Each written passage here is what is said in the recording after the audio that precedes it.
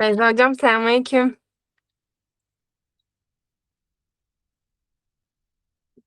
The Jaffa Aleyküm experience. selam. If you're not sure what to get, Video açık try a mı? pita with Zard, Evet, ekranımda oynuyor.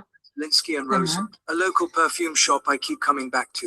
I always end up buying some nice perfume and body wash here. It's just one of those places I can't Arkadaşlar resist. gelesiye Try kadar different küçük things tanıtım and olsun. find little new favorites. Yapanın tanıtım videosu.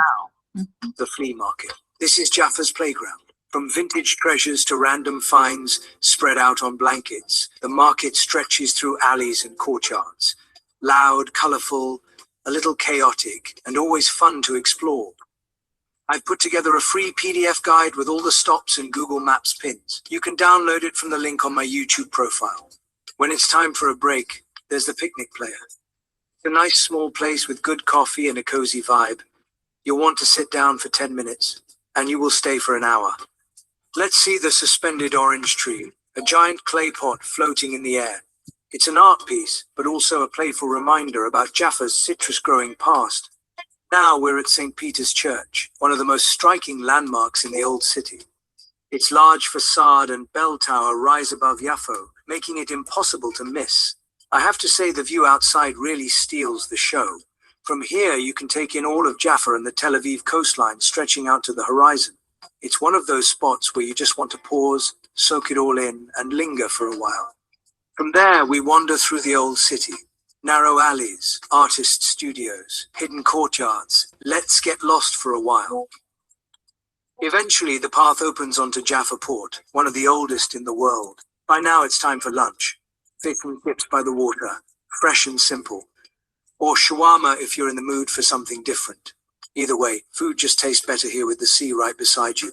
Grab your plate and enjoy the view. Because no day is complete without dessert, we head back toward the flea market for kunafe. Sweet, cheesy, crispy, add some ice cream if you like. It's the perfect ending to a perfect day. So that was Yaffo, a city where history, food, and atmosphere all come together by the sea. Subscribe for more.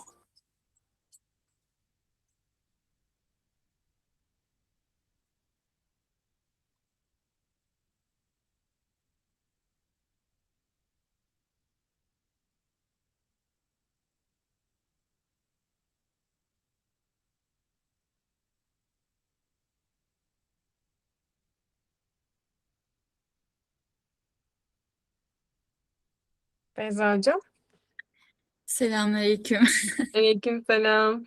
İnşallah PDF'imi açmaya çalışıyorum şu anda. Tamam.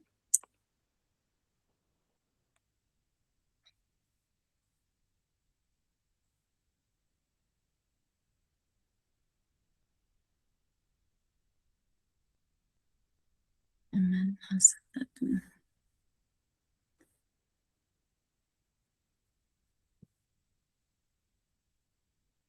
Şu an yansıdı hocam. Tamamdır. Şöyle görüntümü de açayım.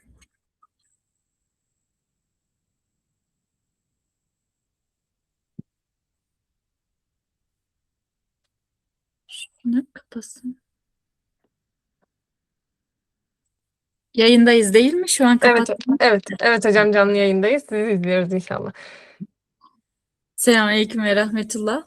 Bugün inşallah en çok Osmanlı kokan şehirdeyiz, Yafa'dayız. Çünkü Yafa'nın birçok tarihi eseri korunmuş hamdolsun. Doğu ile Batı'nın Akdeniz'deki en eski kesişim noktası olarak Yafa karşımıza çıkıyor. Rabbi yessir ve la tuassir, Rabbi temmin bil hayır. Rabbi şrahli sadri ve yessirli emri vahlul ukdeten min lisani yefkahu kavli. Bismillahirrahmanirrahim.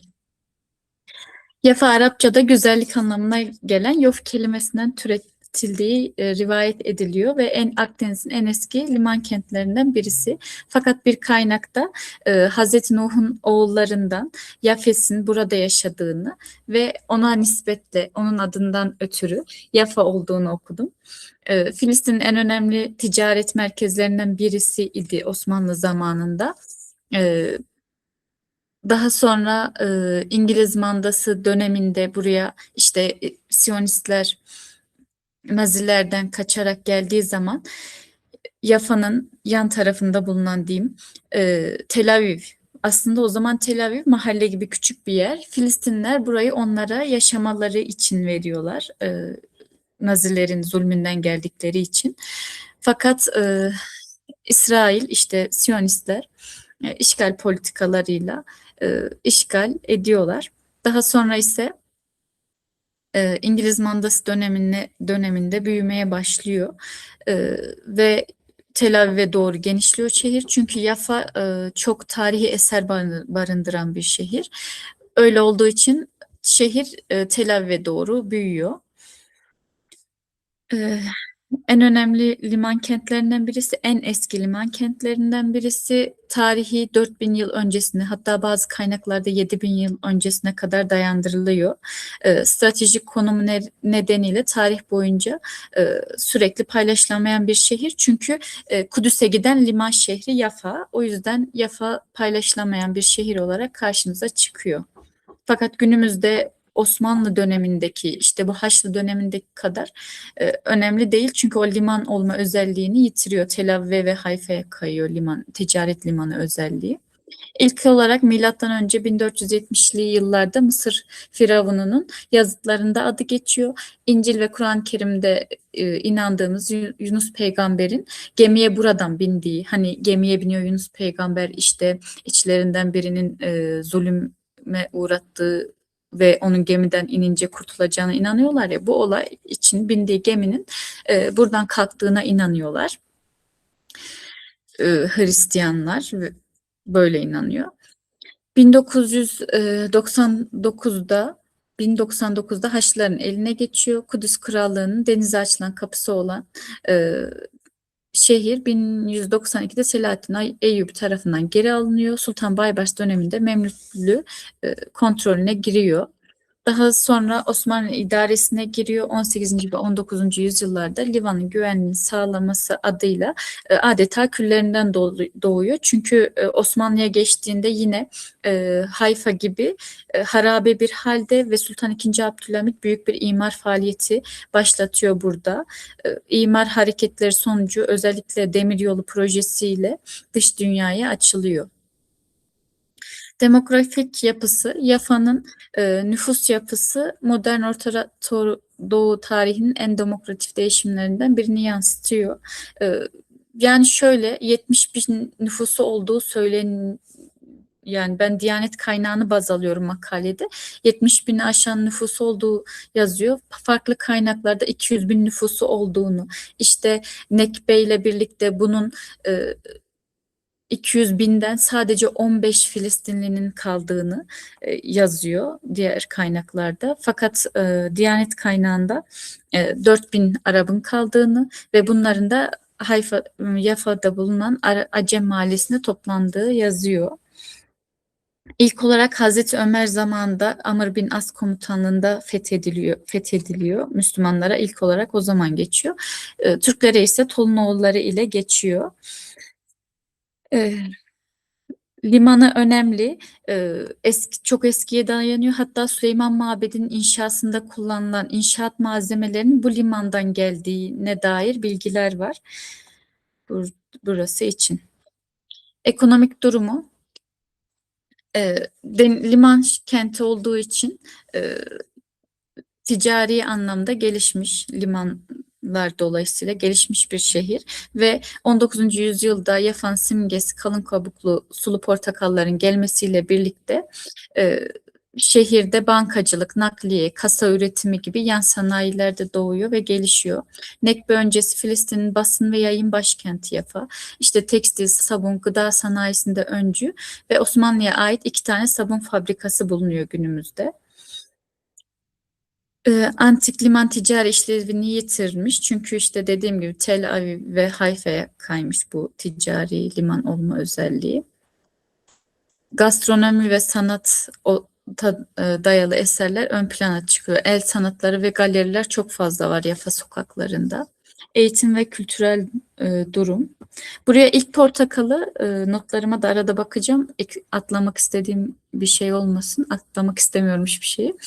İlk portakalı Abdülhamit Han 1800'lü yıllarda getiriyor ve burada portakal çok güzel gelişiyor ve iyi hasat ediliyor ve Yafa portakalı ün kazanıyor. Fakat bugün Yahudiler portakalı ilk onların getirdiğini ve portakalın onlara ait olduğunu söylüyorlar. Eğitim yine yani eğitim Arap okulları olsa da Arapça ve İbranice olarak gidiyor. Yine Milli Eğitim Bakanlığı, İsrail Milli Eğitim Bakanlığı belirliyor müfredatı. Bu şekilde eğitim ilerliyor. İngiliz ve Osmanlı dönemlerinde Yafa en kaliteli, en prestijli okulların olduğu bölgeymiş. Filistin halkının Yafa'da yaşadığı sıkıntılar.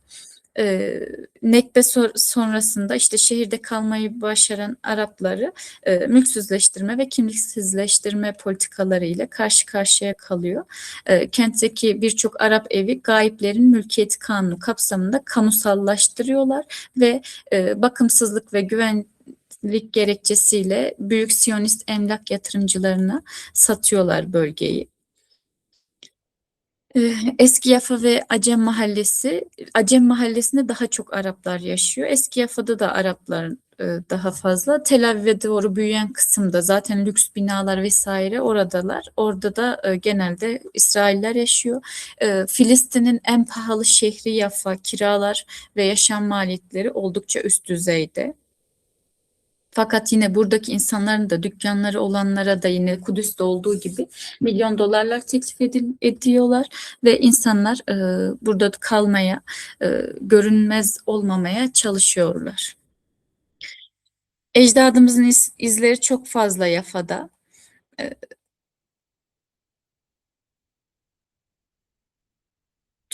Türk vatandaşlara ait bir yer bulunmuyor. Sadece bir yer bulunuyor. Ona birazdan değineceğim.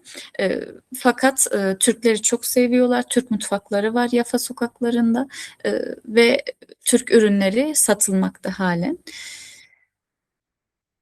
Gastronomisi. Şehirde Türk kültürünü simgeleyen dükkanların en başında Türk börekçileri geliyor ve Yafa'nın en meşhur yemeklerinden birisi börek ve bu Türk usulü börekler. Osmanlı'dan kalma bir lezzet. Ve Türk kahvesi yine şehirde satılan ürünler arasında.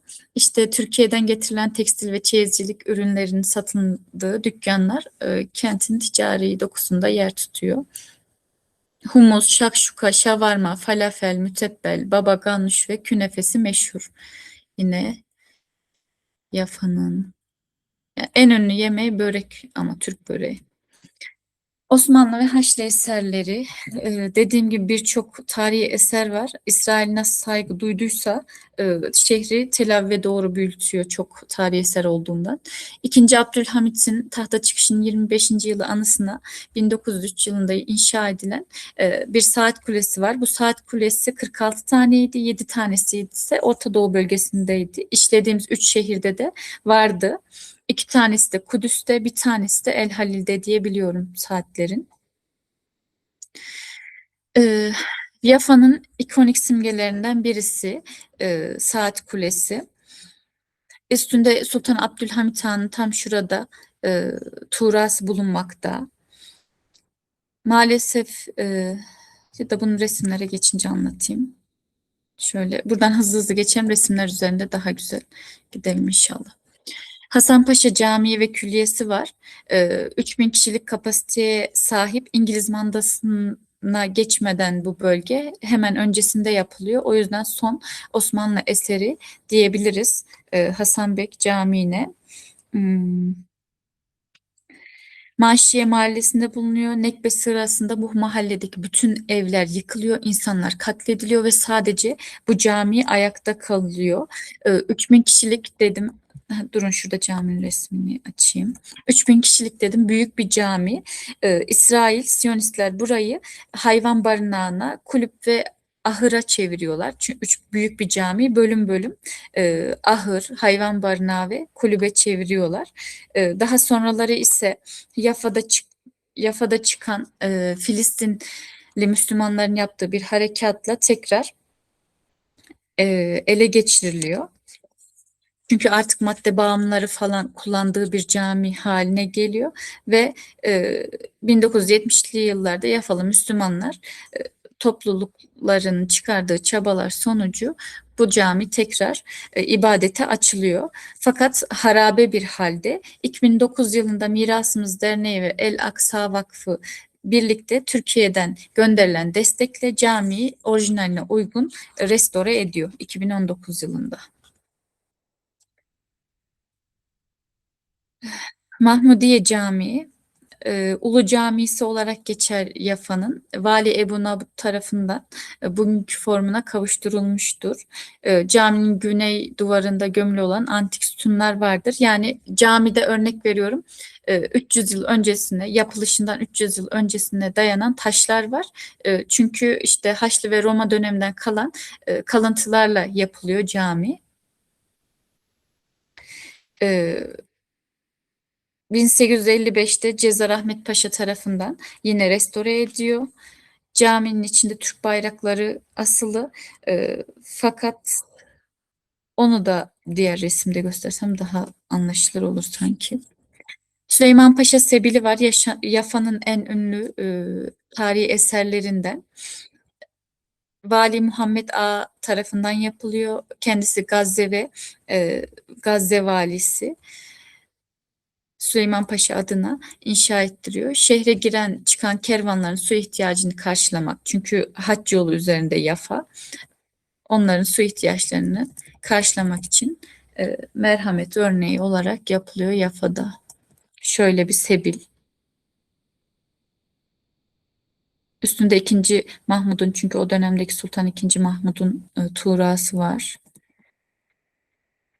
İnşa kitabesi var. 2. Mahmud zamanında yapıldığına dair. Yine bunu resimlerde daha detaylı göreceğiz. İşte Sultan II. Mahmud'un tuğrası var.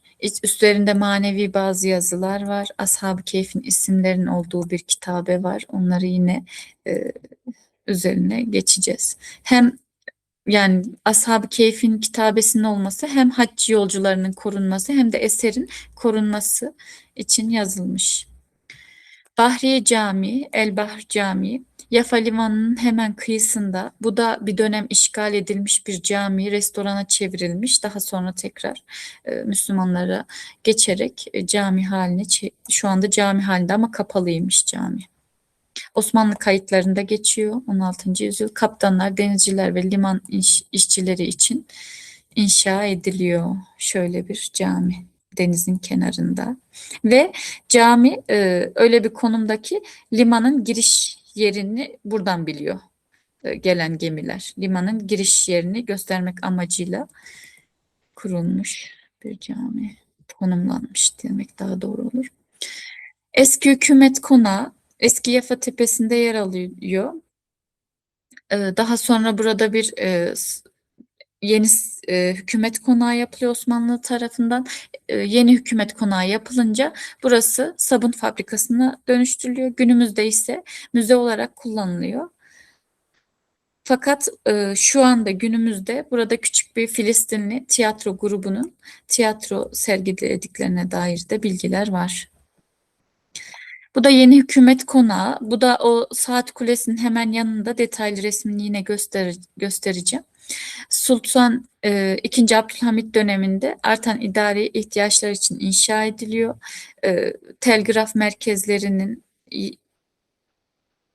Telgraf merkezi burası. Mahkemelerin bulunduğu bina. 1948'de Siyonistlerin bombalı saldırısı sonucu şu üst tarafı kapalı imiş, şuraları, ama bombalı saldırıdan dolayı yıkılmış ve şu an bu şekilde duruyor. Yan tarafını kullanılıyor. Manşiye tren istasyonu Sultan II. Abdülhamit'in Yafa Kudüs demir yolu hattının başlangıç noktası. Sultan II. Abdülhamit demir yolu yaptırıyor Kudüs ve Yafa arasında. Burada 3,5-4 saate iniyor Kudüs yolculuğu. Şöyle söyleyeyim, Yafa ve Kudüs arası 45 kilometre. Fakat o dönemde at arabasıyla yapıldığı için mesafe uzuyor. Yani saat olarak uzuyor. Günümüzde belki 45 kilometre için 3,5-4 saat çok fazla gelebilir ama o dönemde çok rahatlatıyor. Hem hac yolculuğun meşakkatini azaltmak hem de turistik trafiği azaltmak amacıyla Yafa ve Kudüs arasında böyle bir tren garı inşa ediliyor.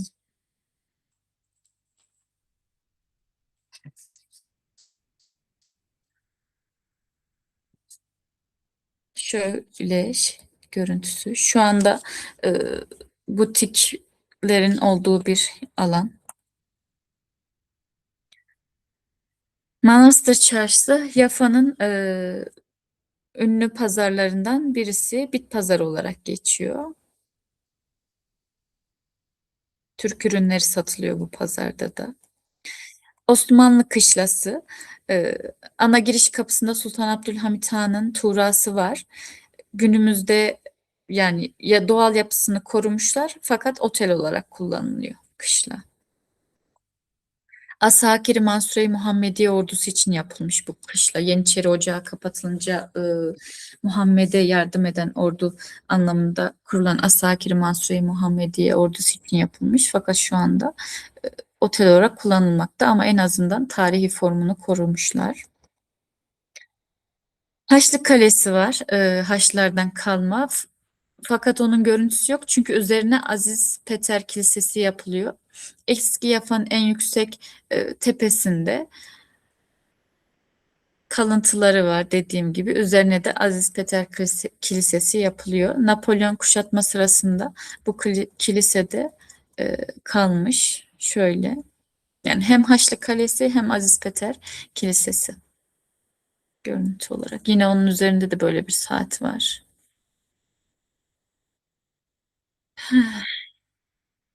Simon'un evi e, İncil'deki anlatılara dayanan ve İncil'de geçtiğine inanılan ev şu anda restore edilmiş ve hala ayakta. Simon Hazreti İsa'nın havarilerinden birisi. Onun burada yaşadığına inanılmış. O yüzden bu ev böyle korunmuş. Yafa sadece taş binalardan ve turistik mekanlardan ibaret bir şehir değildir. O Akdeniz'in tüm renklerini, acılarını ve zenginliğini ruhunda taşıyan canlı bir organizmadır. Ve Osmanlı eserleri zamana karşı direnen Filistin halkının kimlik mücadelesinin en büyük şahididir.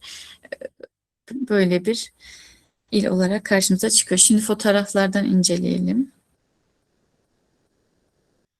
Yansıdı mı? Evet, evet, yansıdı. Tamamdır. Burası Bahriye Camii, deniz manzaralı, güzel bir cami. Fakat bir dönem restoran olarak kullanılmış. Şu anda da kapalı. Ama en azından restoran değil. Burası yine tren garı, büyük hali. Şu anda butikler var içinde. İşte el sanatları satıcılarının bulunduğu. El sanatı çok yaygın. Her yere böyle grafitiler falan yapmış Yafalılar. Yine Bahriye Camii'nin, El Bahr Camii'nin görünüşü. Süleyman Sebilli, Süleyman Paşa Sebilli. Onun yakından bir bakayım. Şöyle.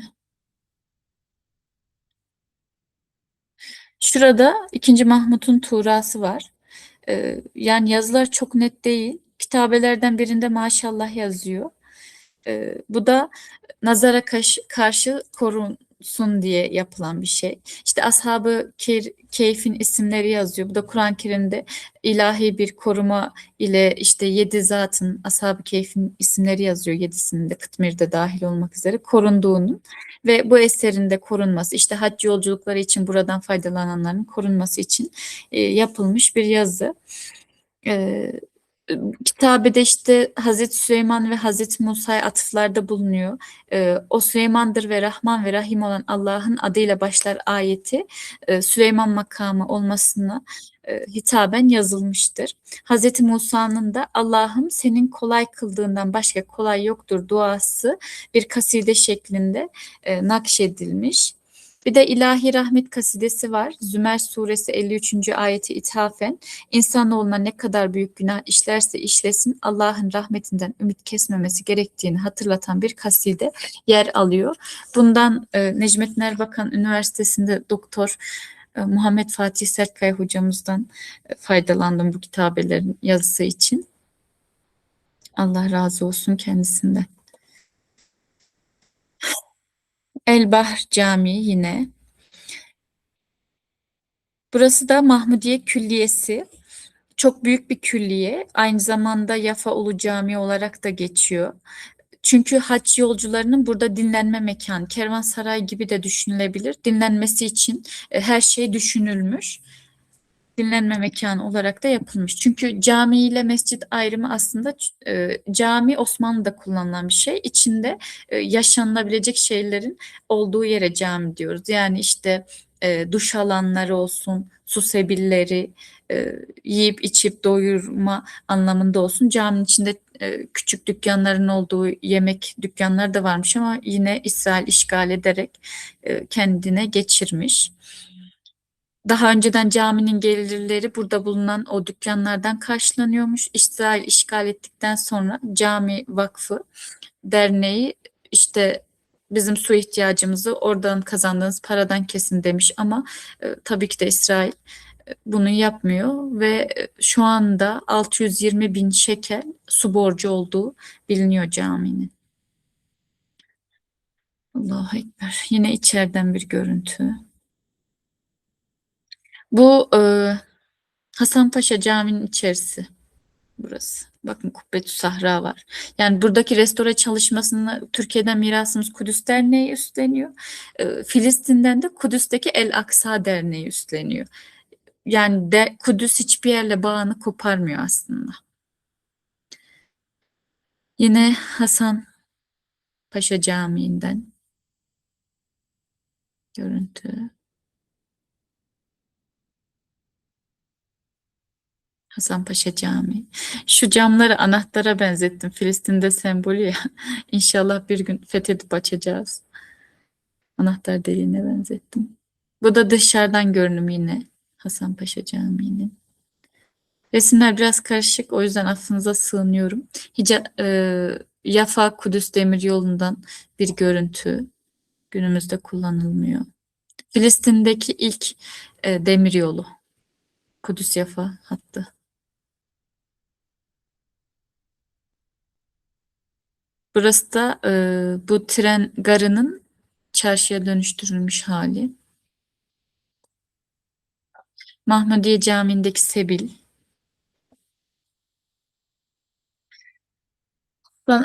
2. Abdülhamit Han yaptırdığı saat kulesi. Bu demiştim ya üstü patlatılan yeni hükümet konağı burası ve başta demiştim hatırlarsanız bir tek yer Türklerde. Onun da devamı şurası ilerideki resimde tam göstereceğim. Burası hükümet konağı. Burayı Türkiye anlaşarak İsrail'le kendi büyük elçilik konsolosluğu yapıyor kendi binamızı, eski hükümet konağımızı ve içinde halen Türk Emniyet Müdürlüğü'nden görevli kimseler bulunuyor ve yılın belirli günleri işte Türkiye'deki özel günlerde bu saat kulesinin önünde Türk günleri, Türk tanıtım günleri yapılıyor. Buna binaen de İsrail şu çocuk şenlikleri vesaire yapılıyor. Buraya işte kendi masal kahramanlarının şeylerini, silüetlerini yapmış. Siyonistleştirme politikaları gereği. Daha sonra bu patlamada bu saat kulesinin üst kısmı da patlıyor.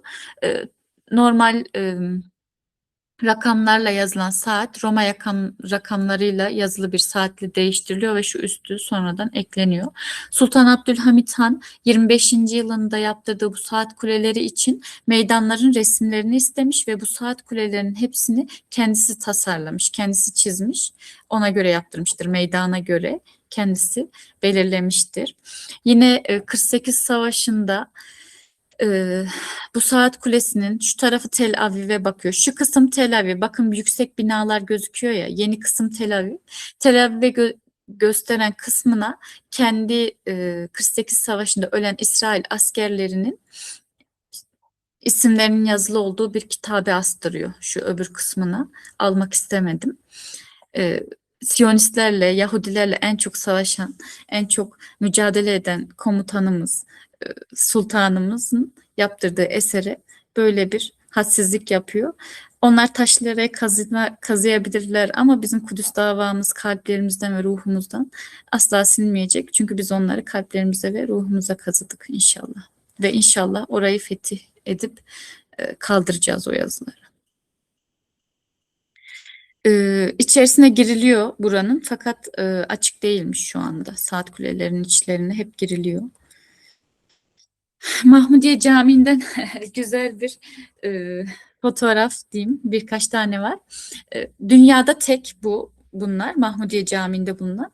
Normalde diğer camilerde işte Hazreti Ebubekir Efendimizin, Ömer Efendimizin, Ali Efendimizin, Peygamber Efendimizin isimleri yazılırken Mahmudiye Külliyesi'ndeki camideki duvarlarda hanımların olduğu, külliyenin birinde hanımların olduğu böyle resimler var. Bunda Hazreti Ayşe'ye ithafen Ayşe yazıyor.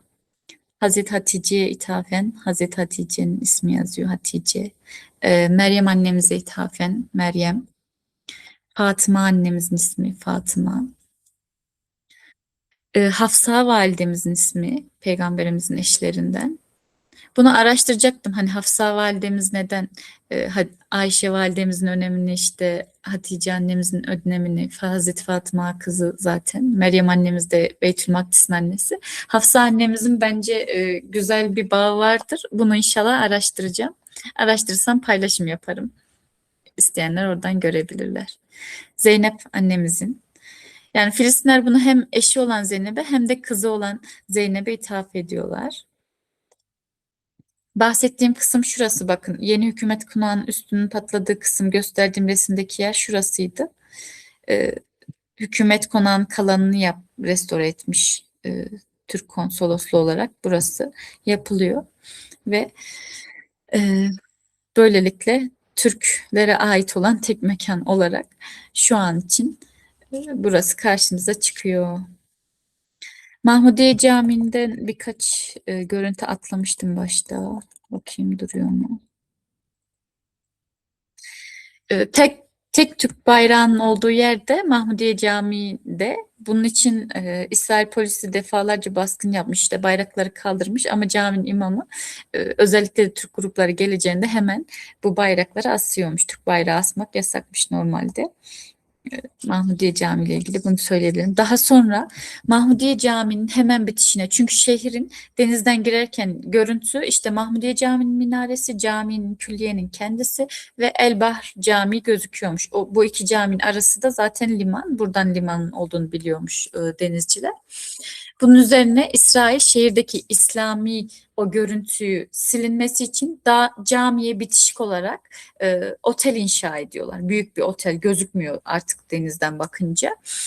Normalde uluslararası literatürde hiçbir tarihi esere bitişik bir bina yapılamazmış ama tabii İsrail ne hak ne hukuk tanıdığı için, o uluslararası hakları da kendileri oluşturduğu için zaten bu cami istisnai olarak birleştirerek şehirdeki o İslam silüetini silmek için bir otel inşa ediyorlar, büyük bir otel ve Filistinli Müslümanlar da cami görevlileri de onların bu davranışına karşılık caminin ihtişamı öne çıksın diye bu kubbeyi yaptırıyorlar. Bu kubbelerden birinin üzerine koymak için. Fakat tabii ki de İsrail devleti buna izin vermiyor ve onlar da caminin bir kenarında bu kubbeyi bekletiyorlar. Atladığım bir şey var mı diye bakıyorum. Denizden görüntü. Topları almıştım. Onlar bir daha gezeceğim. Hakkınızı helal edin. Bakın şöyle çeşmenin üzerinde kubbe. Kubbetü Sahra'ya benzer bir formda.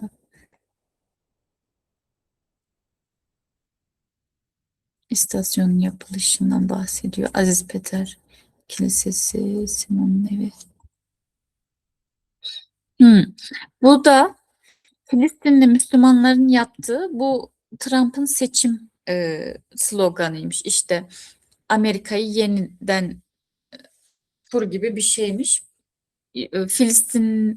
İsrail'i sol görüşler yani İsrail devletine karşı kişiler çünkü işgal olduğunu kabul edenler de var ve Filistinli Müslümanlar tarafından yapılabileceğine dair bilgiler var. Hani onlara ithafen yapılan bir şeymiş yani hmm, iğnelemek için yapılan bir şeymiş.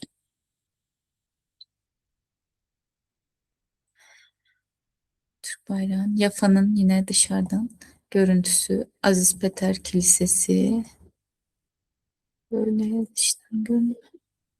Sahil surlarında tam şurada üç tane Osmanlı topu var. Osmanlı zamanından kalma gerçekten ve hala orada. Bu toplar denizden gelen düşmanı kullanmak için yapılmış. Üç tane yan yana büyük toplar ama almıştım fakat nedense bulamadım. Yine geçen derste söylediğimiz gibi işte mavi çok kullanılan bir renk imiş. Bunun da nedenini öğrendim. Acaba Türklük mü falan demişti arkadaşlar. Türklüğü sevdikleri için mi falan demişti. Ondan değilmiş. Yani akrep çok fazlaymış bu sahil bölgelerinde. Akrep de mavi rengi ateş olarak görülmüş ve yaklaşmazmış. O yüzden kapılar, camlar öyle yaparlarmış ki akrepler girmesin diye. Bu da asılı duran portakal ağacı diye geçiyor.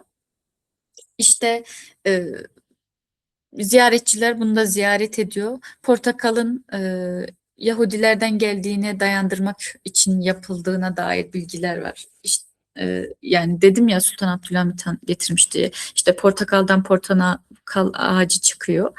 Bu da Yahudiliğin tekrar işte çıkacağına dair bir heykel mi denir artık. Ağaç gerçekmiş yalnız. Böyle bir inanış. Bir tane daha bir bilgi okudum bir yerde. O da bir kişi buraya portakal ağacı dikmek istemiş. Onda da kamusal alan diye izin vermemişler. Daha sonra o da böyle bir çözüm bulmuş. Bu halk arasında böyle inanılıyormuş. Filistinli halk arasında. O da böyle havaya portakal ağacı dikmiş. Böylelikle kamusal alana dikmemiş olmuş gibi bir bilgi daha okumuştum. Bu da Hazreti Yunus'un buradan gemiye bindiğine inanılıyor ya. Onun için yapılan bir heykel mi denir artık heykelmiş. Yunus balina heykeli. Bit pazarından görüntü. Mahmudiye Camisi. Yafa sokakları. Her yer grafitilerle dolu. Birçok fotoğraf inceledim. Yine bit pazarı. Böyle kemerli bir pazar imiş zaten. Böyle. Yani çok sanat düşkünü bir şehir. Bu Filistinlilerde de bu şekilde.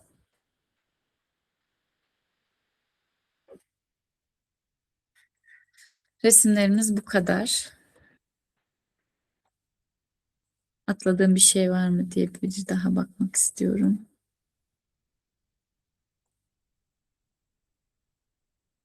Dünyanın en ünlü ve en güzel sörf plajlarından ikincisi Yafa'daymış. Fakat yine İsrail'in kontrolünde yani İsrail için kullanılıyor. Yani öyle bir işgal ki insanların sanatlarını, havasını, manzarasını, sporunu, hobilerini bile çalan bir işgalci zihniyeti. Tekrar ben size böyle bir geçeyim. Limanda hala Osmanlı döneminden kalma o limanın taşları var imiş. Yani şu an liman uzatmışlar turistik amaçlı. Ama gerisindeki o taşlar hala Osmanlı zamanında kullanılan, o demir atılan limanlar imiş. Onun da net resmini bulamadım. Videolarda var.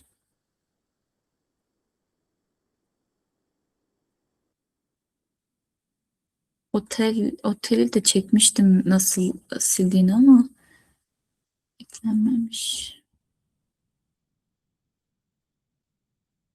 Yani şu Türk bayrağı, Filistinliler defalarca dediğim gibi İsrail askerlerinden tarafından ikaza uğruyorlar, polis tarafından, ama oraya bizim parçamızı asmayı, çünkü fethin bizden geleceğine de inanıyorlar. Asmayı ihmal etmiyorlar ama bugün biz onlar için bir boykottan, en ufak şey çünkü boykot, bir boykottan, bir paylaşımdan, savunuştan, gönül vermeden uzak duruyoruz.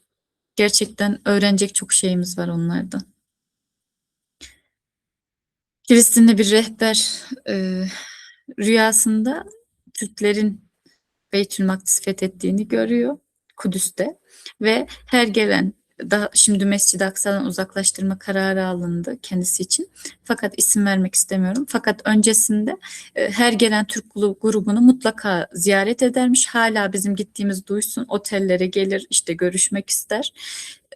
Çünkü hani niye böyle yaptığını sorduğumuz zaman da rüyamdaki o kişi olur da grupların içinde mi diye görmeye geliyorum diye söyler. Yani bu kadar inanıyorlar. Allah nasip etsin inşallah diyorum ve sözlerime son veriyorum. Bizden Allah razı olsun inşallah diyoruz hocam. Rabbim inşallah yeniden fethedildiği, özgürleştiği ve Topların resmini eklemişim. Toplar bu şekilde. Denize doğru. Şu anda aslında Tel Aviv diye bir şehir oluşturulduğu için oraya bakıyormuş.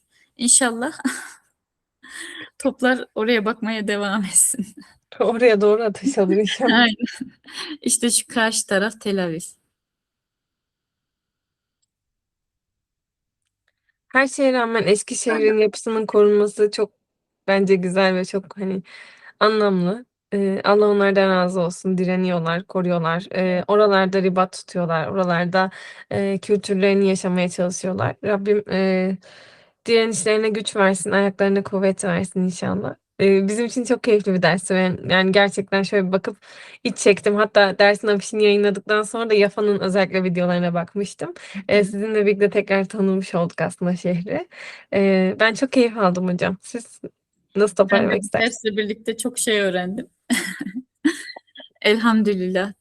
Bu husus için de size çok teşekkür ediyorum. Ee, Fetih yakın. Yani bunu gerçekten laf olsun diye söylemiyorum. Kalben inanıyorum. Ve şu an burada hepimiz toplandıysak inşallah bu fetihten de paydarız.